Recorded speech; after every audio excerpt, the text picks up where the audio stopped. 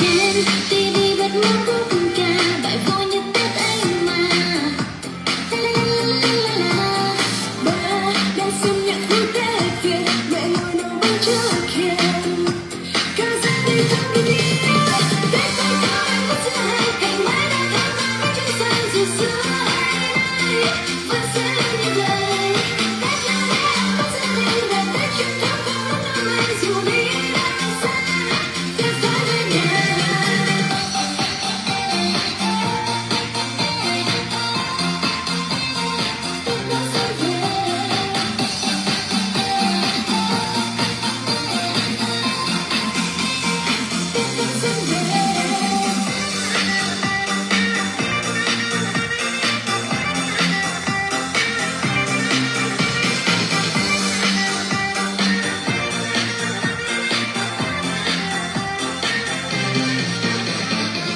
Chắc ba thấy là hết năm nay ngoài phố bên đó mùa xuân mang say màn xuân nhân ai chỉ muốn về nhà.